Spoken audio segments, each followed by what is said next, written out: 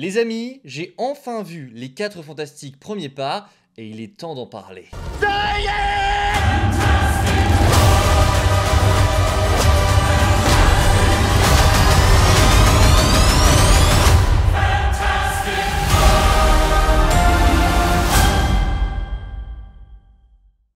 Mesdames, messieurs, j'espère que vous allez tous très bien. On se retrouve aujourd'hui pour la tant attendue vidéo critique autour des 4 Fantastiques premiers pas. C'est peut-être l'une des dernières grosses vidéos de la chaîne. Alors on le sait, cette année, ça va être un petit peu creux pour attendre Spider-Man Brand New Day. Voilà, ça va être très long pour la suite du MCU. Mais aujourd'hui, on se retrouve pour parler des 4 Fantastiques premiers pas. Quel bonheur d'être enfin à la fin de ce mois de juillet pour découvrir ce nouveau projet du MCU. Vous le savez, si vous suivez la chaîne, oui, j'avais des attentes colossales autour de ce projet. Déjà parce que j'adore cette équipe dans les comics, c'est vraiment une équipe que j'aime, tout simplement. J'ai eu un petit peu de mal à rentrer dans les derniers films qui sont sortis ces dernières années. On pense évidemment à celui de 2015 qui était catastrophique. Ceux des années 2000 étaient plutôt pas mal, mais j'aime bien ces films-là en tant que film. Mais quand je pense que ce sont des films 4 fantastiques, ça me pose un problème. Parce que, vous le savez, à l'époque, c'était la mode d'essayer de rendre ces super-héros le plus réaliste possible, et pour moi les 4 fantastiques ça fonctionnait pas. Donc oui, ces films sont plutôt pas mal, mais je suis pas fan de ce qu'on a fait avec justement les 4 fantastiques, leur pouvoir, Doom, Galactus, tout ça. À la limite, le surfeur d'argent c'était cool, mais je suis toujours en quête, j'étais toujours en quête d'avoir un très bon film 4 Fantastiques. Marvel Studios arrive aujourd'hui avec Matt Shakman, le réalisateur de WandaVision, avec une proposition d'un film qui met en scène Galactus, le Silver Surfer, Franklin Richards, dans un univers rétro-futuriste. Les amis, est-ce que j'ai kiffé? Comment vous le dire? Vous auriez dû voir la banane que j'avais en sortant de la salle, c'était lunaire. Ce film est extraordinaire. Je vais même aller plus loin que ça, ce film, à chaud, là je tourne la vidéo, je la monte, je vous la sors et je vais le revoir directement ce soir parce que je l'adore et parce que vraiment j'ai besoin de me faire un vrai avis à froid et on verra dans quelques semaines ce que j'en pense, mais à chaud je pense que ça rentre facile dans mon top 4 du MCU. Voilà, c'est posé, je vous le dis, je vous l'avais déjà dit il y a un an, je pensais que le film avait le potentiel pour être l'un des meilleurs films du MCU, c'est le cas. C'est totalement le cas, le film est extraordinaire, j'ai tout kiffé je pense dans le film, je cherche des défauts au projet, j'en ai peut-être quelques-uns, mais honnêtement, j'avais regardé quelques critiques avant d'aller justement au ciné pour voir ce que les gens disaient, et ouais, il n'y a pas grand chose que j'ai su relever en termes de défauts. Ce film, honnêtement, frôle presque la perfection. J'ai adoré, alors encore une fois, ce n'est que mon avis, c'est vraiment subjectif, c'est moi ce que j'ai ressenti devant ce film. Peut-être que mon avis est biaisé, parce que je suis un fan du MCU, parce que je suis un fan de cette équipe, et encore, ça peut aussi marcher dans les deux sens. Je peux aussi être très critique, justement, parce que je suis fan du MCU, et parce que j'aime cette équipe. Mais là, je vous le dis, j'ai passé un excellent moment. Ça faisait longtemps que je m'étais pas autant plongé dans un film. Ce film est une aventure géniale, il dure 2 heures. Je trouve que c'est parfait, j'avais peur que ce soit un petit peu court, et en vrai, ça passe nickel. Il aurait peut-être mérité 20 minutes en plus, mais ouais, sinon ça passe très bien. Il y a beaucoup de points positifs que je vais mettre en lumière juste après, mais ouais, voilà, pour vous donner mon avis, mon premier avis comme ça en sortant de la salle, j'ai adoré. J'ai vraiment adoré, je suis tellement content les amis, parce que ça représente beaucoup pour moi cette équipe, et avoir vraiment un film comme ça réussi, c'est vraiment génial. En plus de ça, qui amène à quelque chose d'incroyable pour Avengers Doomsday, pour Avengers Secret Wars. On le sait, on y est presque. Rien que de savoir que cette équipe sera de retour dans Doomsday et Secret Wars. Alors dans Doomsday, déjà, on va s'arrêter là. C'est génial. Parce que oui, l'un des points forts de cette équipe... Alors pour l'instant, on est en mode sans spoiler. C'est écrit dans le titre quand on passera en mode spoiler. Mais ça va pas durer trop longtemps, je pense. Mais oui, l'un des gros points forts justement de ce film, eh bien c'est le casting. Le casting et le traitement des personnages. Déjà le casting, moi j'ai toujours été très fan. J'avais pas forcément de peur ou de crainte envers justement Pedro Pascal ou envers Joseph Quinn ou quoi que ce soit. J'ai toujours eu très confiance au casting, je pensais vraiment que ça allait marcher et ça marche très bien. Reed est incroyable, Pedro Pascal fait un travail monstrueux et je trouve que justement il fonctionne très bien. On retrouve un petit peu ce Reed scientifique, un petit peu limite geek, qui fait un petit peu geek, il est un petit peu renfermé sur lui-même, c'est vraiment ce Reed là que j'aime et on le retrouve vraiment ici, il est un petit peu effacé tout en étant présent dans la globalité de l'œuvre. Il a une importance énorme, hein. Bah, c'est un petit peu lui qui va être le cerveau de la bande. Il y a Sue Storm qui, je pense, est le meilleur personnage du film. Bon là, on va pas se mentir, elle est vraiment géniale, elle est vraiment incroyable. Vanessa Kirby fonctionne, mais du feu de Dieu là-dedans. Elle est géniale. C'est peut-être son meilleur rôle au cinéma, j'en sais rien, mais ouais, Vanessa Kirby, c'est le personnage que je retiens le plus. Il y a Joseph Quinn fait une très bonne torche. Je trouve qu'elle est plus attachante que celle de Chris Evans parce que tu ressens vraiment son amour justement pour cette équipe, pour cette famille. Tu le ressens bien plus qu'avant. Ils ont bien plus de solidarité entre eux. Avant, ça se taquinait beaucoup. Là, ça marche vraiment parce qu'il y a évidemment des scènes d'humour. On est dans un film Marvel et puis c'est aussi dans l'essence de cette équipe. Mais au-delà de ça, il y a de vraies scènes avec de vrais dialogues où tu sens qu'ils sont unis, qu'ils sont tous ensemble et ça fonctionne vraiment très bien. Et Bonmus Backrack, bon, je vais pas juger sa performance d'acteur parce que voilà, il incarne un personnage qui est tout en CGI, mais ouais, il fonctionne complètement. La chose est incroyable. Meilleur design qu'on aurait pu avoir pour ce personnage, ça fonctionne génial. Gros big up à sa barbe parce que je trouve aussi qu'avec sa barbe, bah ça le rend plutôt badass. Il est vraiment très cool. Mais voilà, dans la globalité, les personnages sont géniaux. Je dirais pas qu'ils sont forcément développés, ils ont pas forcément un arc narratif en mode Reed va être ce personnage là au début du film, il va changer et devenir quelqu'un d'autre. Non, c'est plus on est plus sur un développement d'équipe. On est sur un développement d'équipe.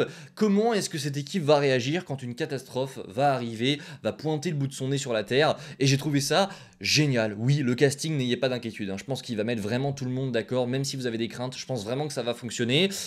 Autre chose que je veux mettre en valeur, c'est le travail de Matt Shakman. On le sait, il a fait WandaVision avec un air rétro, alors rétro, très rétro, et là il revient sur ce film-là avec toujours l'ambition de nous montrer un New York rétro-futuriste. Et je vais aller plus loin que ça, je pense qu'on va englober le film et son ambiance, ses effets spéciaux et visuellement ce qu'il représente, comment il est. En termes d'effets spéciaux, il est génial. Et il y a des fois, je me suis dit, putain, j'étais vraiment sur mon siège et je me suis dit, attendez, ils ont vraiment eu qu'un an pour faire ce film. Il y a des plans qui sont magnifiques, on va y revenir après, mais en termes d'effets spéciaux, gros respect à l'équipe qui a travaillé sur ces effets spéciaux. Alors peut-être qu'ils ont dû travailler jour et nuit, peut-être qu'ils ont été surexploités à mort, c'est peut-être triste, mais en tout cas, le résultat fonctionne très bien. Il y a très peu de mauvais effets spéciaux là-dedans. Alors il y en a beaucoup j'ai vu des avis qui revenaient sur le petit Franklin en disant que des fois c'était pas ouf.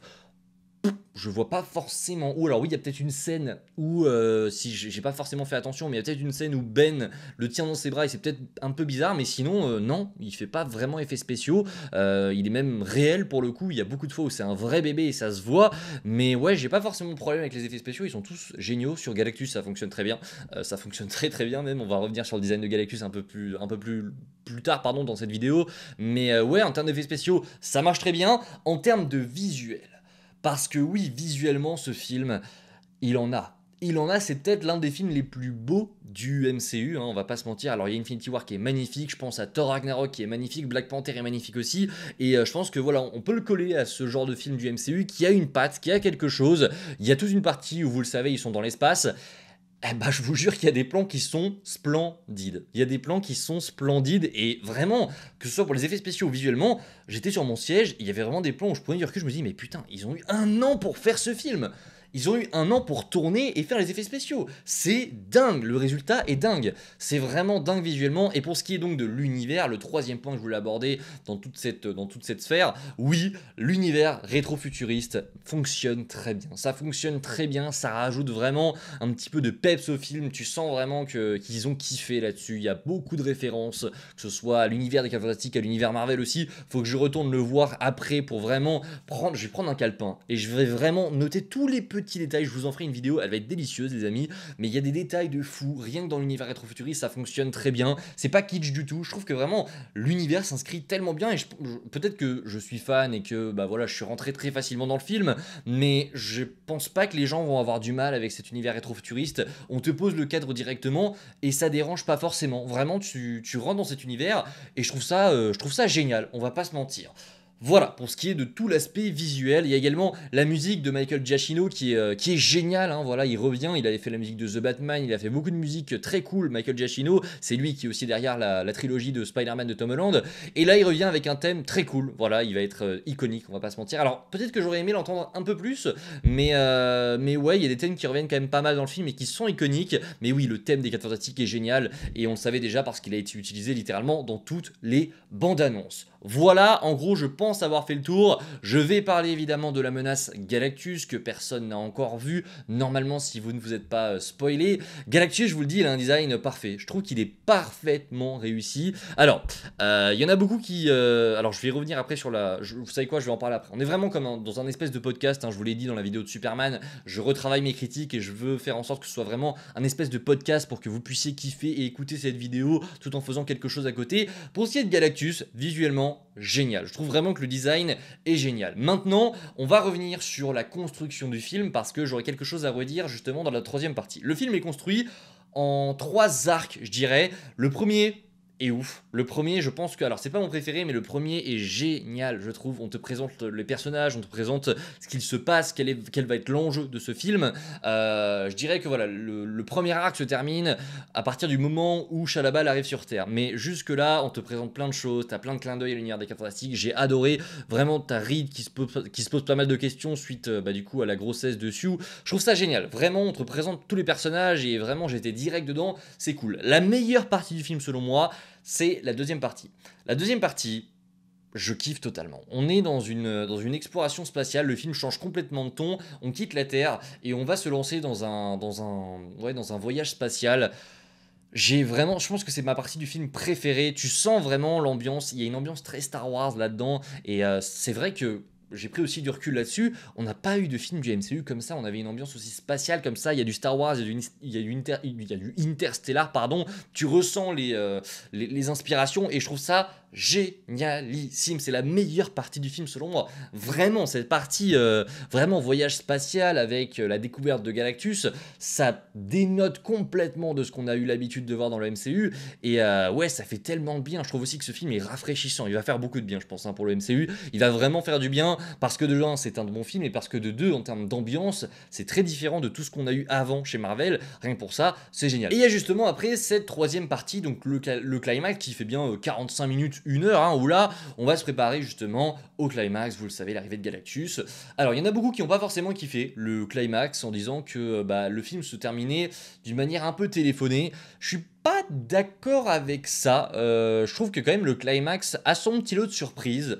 Je dis pas non plus que c'est le climax le plus what the fuck du monde, que voilà, vous allez sauter de votre siège devant le climax, mais c'est, je trouve, correct. Je suis pas forcément d'accord avec ça, sans trop en dire évidemment, parce que c'est compliqué, c'est là que je me rends compte que voilà, en parler du film sans spoiler, c'est vraiment très compliqué. Mais justement, pour revenir à Galactus dans ce climax, il manque quelque chose. Je trouve qu'il manque quand même quelque chose à Galactus. Visuellement, il est parfait, je trouve que vraiment il est génial Galactus. Alors j'ai écouté le film enfin j'ai été voir le film en VF, donc je pourrais pas juger le film en VO, j'irai le voir en VO juste après, mais en VO je sais pas, voilà, la voix de Ralph Fiennes doit être incroyable, mais oui, la VF de Galactus est plutôt pas mal, et au global la VF du film est plutôt cool, donc ça passe très bien, mais Galactus il manque quelque chose. Je pense que ceux qui ont vu le film vont comprendre. Je vais pas vous dire ce que c'est ou quoi que ce soit, mais il manque selon moi un petit truc avec Galactus que j'espérais. Je pense pas que les gens seront déçus parce que c'est vraiment un Galactus hyper comics accurate qui fait plaisir, qui est menaçant, qui est hyper badass.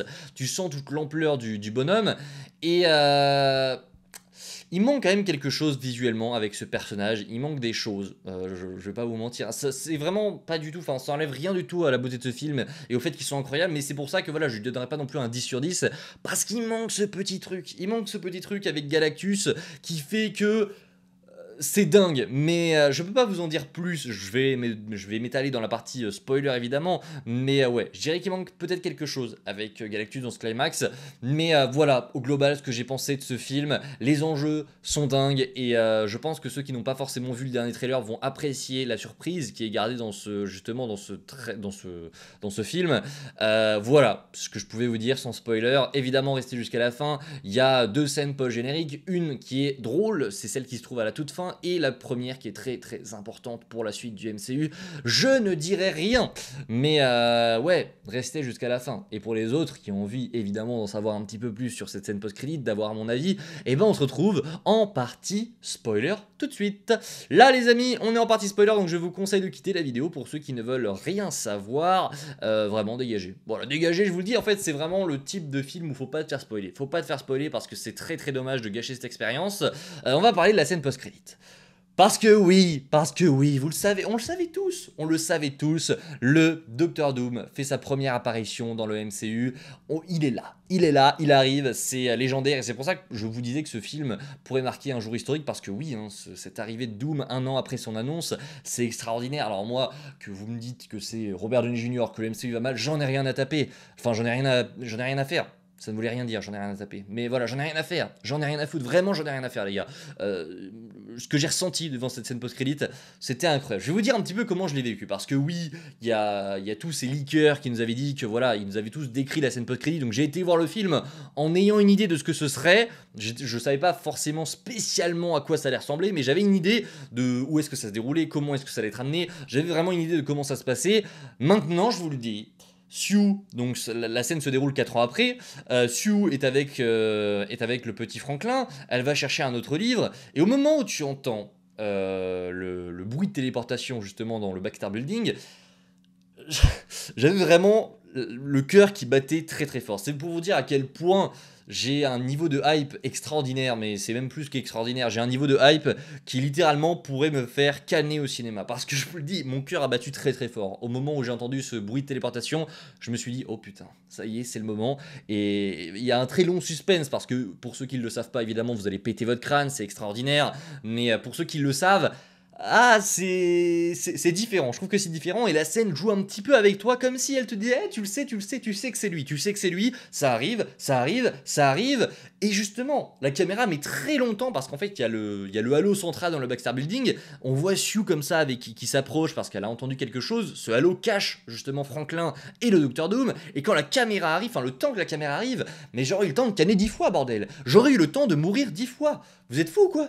J'ai failli crever, je vous le dis, j'ai failli crever. Non mais j'abuse, mais la scène est géniale. Alors, pareil, comme Galactus, il me manque ce truc. Il me manque ce truc dans la scène post-crédit. Il me manque en fait, vous voyez, il y a Doom qui est de dos devant Franklin en train de limite de le tenir. Je crois que même Franklin a la main sur lui, je crois qu'il a la main sur son visage, il a son masque sur la main gauche, on le voit, et du coup je pense qu'il l'a enlevé pour justement montrer à Franklin que c'est un humain, c'est pour pas lui faire peur, pour pas le faire crier ou quoi que ce soit, mais voilà, il lui montre juste que bah, c'est Robert Downey Jr. Donc Franklin Richards, il a vu Robert Downey Jr. et pas nous, mais pour moi il manque ce regard justement. En fait on aurait dû terminer la scène sur ça.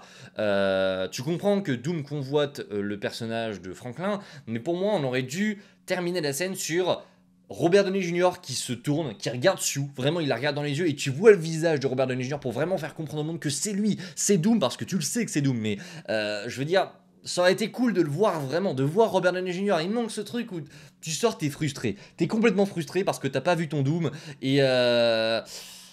et ouais, ça me pose pas de problème, hein, je vous le dis, moi j'ai adoré la scène, j'ai trop kiffé, je pense que les gens vont adorer, mais il manque ce petit truc, montrez-nous son visage, montrez-nous Robert Downey Jr. Ils l'ont pas fait, mais on aurait dû terminer la scène sur, bam, Robert Downey Jr. tourne la tête, il voit Sue Storm, il prend Franklin, il disparaît, fin de la scène. Fin de la scène, tu mets le message, les gars fantastiques reviendront dans Avengers Doomsday, et là t'as une scène post-générique de malade, parce que justement, ce qui est bien avec cette scène post-crédit, c'est qu'elle ne répond pas à celle de Thunderbolts. Elle pose encore plus de questions, justement, sur Avengers Doomsday. On va arriver dans un film où, alors, maintenant, on pense avoir la réponse de ce qu'il s'agit. Non, les 4 Fantastiques n'ont pas fui leur planète parce que Galactus arrivait. Justement, je pense qu'ils viennent demander de l'aide à l'univers 616 pour les prévenir que Doom arrive, que Doom a leur fils, ou alors peut-être même que c'est Doom qui a pris leur vaisseau et qui s'est cassé avec, même si j'en suis pas sûr. En tout cas, voilà. Et il y a également d'autres clins d'œil au Docteur Doom dans ce film. Il y en a un, il me semble. Alors, j'ai vraiment pas fait gaffe aux tout petits détails, mais il y a un détail justement qui a tiqué mon attention. Et c'est compliqué quand même de passer à côté, tant la caméra te le montre en énorme. C'est vraiment au tout début du film, hein, dans les 2-3 premières minutes. Il y a une conférence avec Sue Storm à la Future Foundation. Et il y a un plan justement sur le drapeau de la Latverie et le siège qui est vide. Voilà, pour te montrer que voilà, Doom n'est n'est pas là, et que oui, ça confirme du coup peut-être que le Doom, enfin Docteur Doom, vient de l'univers des 4 Fantastiques, ce qui est vraiment cool, on va pas se mentir, mais oui, ce gros plan in your face pour te dire, hey, regarde, il manque quelqu'un à cette chaise, il y a écrit Ladveris, il manque Robert Downey Jr., il manque Doom, c'était quand même très cool. Pour revenir justement sur le film, qu'est-ce que j'ai pas abordé forcément? Je voulais parler de Galactus. Galactus, pour moi, il manque ce... Alors, je trouve quand même que la façon de le vaincre est cool. Enfin voilà, il n'y a pas 36 000 façons de battre Galactus, et pour moi c'était plutôt sympa, même si oui, la fin est un petit peu téléphonée, tu te doutes enfin, que Galactus va pas forcément réussir. J'ai trouvé quand même que c'était un bon climax. Après, il me manque quand même ce plan où Galactus est au-dessus de la Terre et qu'il a la planète dans ses mains comme ça pour te montrer à quel point il est dangereux. Il n'y a jamais de gros plan où tu vois Galactus en énorme, et justement, je pense que les gens qui ne connaissent pas le personnage ne se doutent pas que Galactus peut changer de taille. Parce que tu commences à l'entreapercevoir, tu t'en doutes un petit peu qu'il peut changer de taille, mais c'est jamais explicitement montré ni dit. C'est jamais montré, genre, enfin, c'est jamais montré visuellement, tu le comprends pas forcément, mais il y a quand même 2-3 éléments où tu vois que par moment il est un petit peu plus petit ou un petit peu plus grand, donc oui, il peut changer de taille, ça on le savait, et c'est l'une de ses capacités, mais on n'en a pas forcément profité. Il manque ce plan mythique où Galactus arrive au-dessus de la planète, et justement, où il rapetit pour aller sur New York. Il manque ça, il manque juste ça, sinon tout est parfait. Tout est parfait. Oui, peut-être que... Alors, il y a un truc un petit peu qui me dérange, mais en fait, ça va forcément avec les problèmes de ce Galactus, c'est qu'en fait, il est tellement impressionnant, tellement grand, tellement menaçant. Tu vois justement une planète se faire détruire de la part de Galactus, que tu te dis... Oui, une fois qu'il arrive sur Terre, peut-être qu'il le bat trop facilement. Parce que oui, il se fait vaincre par les 4 Fantastiques. Et tu te dis, ils ont cherché des plans de malade. Ils ont vraiment cherché des plans de ouf. Ils ont essayé de téléporter la Terre. Ils ont essayé de faire plein d'autres choses. Enfin, vraiment, ils avaient des plans de malade qui demandaient... Enfin, c'était des risques énormes à prendre pour la planète. Parce que tu sais pas forcément comment est-ce que tout va réagir une fois que tu as TP la planète. Bah, il peut se passer 36 000 choses. Ça peut changer vraiment pas mal de choses sur la Terre. Ils ont vraiment risqué pas mal de choses pour au final une solution qui est... assez banal, je suis d'accord, oui je suis d'accord sur ça. La finalité de tout ça, c'est qu'en fait, ils se sont cassés la tête pour arriver à un climax qui te demande juste une Sue Storm qui se sacrifie. Oui, elle se sacrifie et après elle est réanimée par son fils qui nous montre ses pouvoirs, mais à la limite, ils ont été battus par les 4 Fantastiques. Et c'est vrai que Galactus peut sembler un petit peu faible, mais encore une fois, je trouve que forcément, enfin, ça me pose pas forcément problème. Bref, je pense que j'ai tout dit autour de ce film, honnêtement. Alors j'ai énormément de choses à vous dire encore une fois, mais je pense avoir tout dit autour de ce projet. En tout cas, pour ce qui est de mon avis à chaud, il y aura d'autres vidéos, ne vous inquiétez pas. Déjà dès demain, il y aura une vidéo critique, une vidéo qui explique la scène post-crédit en détail, ne vous inquiétez pas. Mais ouais, je pense avoir fait le tour de ce film-là, et de ce que j'ai ressenti, j'ai surkiffé. Voilà, je vous le dis, j'ai surkiffé, c'est peut-être l'un de mes films préférés du MCU, j'en suis convaincu, et je vais de suite retourner le voir pour me faire un nouvel avis. J'ai adoré, j'ai vraiment adoré. Je vous dis à très vite les amis, c'était Spidey, prenez soin de vous, c'est toujours le plus important. Allez voir les 4 Fantastiques, c'est vraiment un très bon film du MCU et je suis tellement content. Prenez soin de vous les gars, vraiment, et allez, foncez au cinéma en ce mois de juillet, incroyable. Voilà, ciao tout le monde.